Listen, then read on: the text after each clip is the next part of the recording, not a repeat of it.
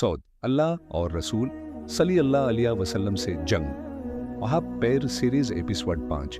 क्या आप जानते हैं एक ऐसा गुनाह जिसके करने वाले के खिलाफ खुद अल्लाह और उसका रसूल सल्लल्लाहु अलैहि वसल्लम जंग का ऐलान कर देते हैं। सोचो, दुनिया का कोई भी इंसान अगर तुमसे लड़ने का ऐलान करे तो तुम दार जाओगे, लेकिन अगर अल्लाह ही तुम्हारा मुखालिफ हो जाए तो क्या होगा? आज हम बात करने वाले हैं सूद, इंटरेस्ट के बारे में।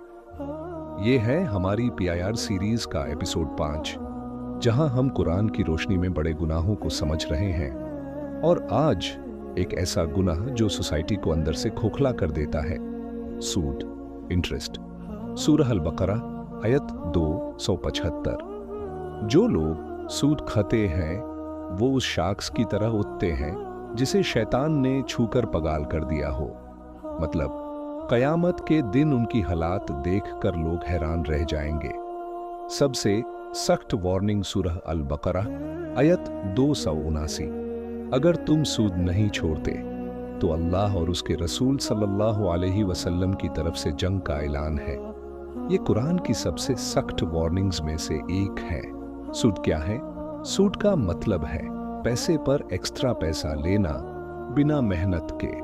एग्जाम्पल, 1000 रुपए दिए और वापस 1200 लिए, ये ही सूद है। सूद क्यों हराम है? कुरान की रोशनी में ये गरीब को और गरीब बनाता है, अमीर को और अमीर करता है, जुल्म और नाइंसाफी पैदा करता है, इंसानियत खत्म करता है। कुरान कहता है अल्लाह तिजारत को हलाल और सूद को हराम करता है। सूद के मुख्तलिफ अक़साम, टाइप्स। रिबा अल-नासिया, वक्त के बदले एक्स्ट्रा पैसा, loan interest. Riba al Fadl, exchange में ज़ियादती, सेम चीज का अनइक्वल बदला। कौन कौन सी चीजों में सूद होता है? हदीस के मुताबिक 6 चीजें: सोना, गोल्ड, चांदी, सलूर, गंदम, वेट, जौ, बर्ली, खजूर, डेट्स, नमक, साल्ट। इन चीजों का एक्सचेंज बराबर होना चाहिए। कब्र और आखिरात का अजाब सूद खाने वाले के लिए। कब्र में सख्त अजाब, क़यामत के दिन पगल जैसी हालत, अल्लाह की लनत। सोचो, एक इंसान जो सिर्फ थोड़ा सा एक्स्ट्रा पैसा कमाने के लिए अल्लाह से जंग ले रहा है। क्या ये डील सच में फायदेमंद है? अगर कोई सूद में मुब्तला हो चुका है तो क्या उसके लिए कोई उम्मीद है? हाँ, सूरह अज़-ज़ुमार आयत 53।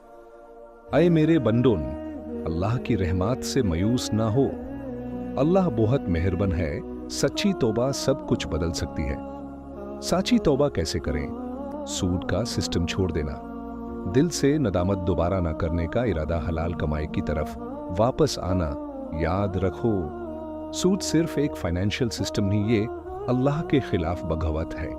हलाल कमाई कम हो सकती है लेकिन उसमें बरकत होती है। अगर आप चाहते हैं कि हम कुरान के और भी बड़े गुनाहों की हकीकत इसी तरह समझते रहें, लाइक करें, सब्सक्राइब करें और इस वीडियो को शेयर जरूर करें। अल्लाह हमें हलाल कमाई अता करे और हरम से बचाए। अमीन।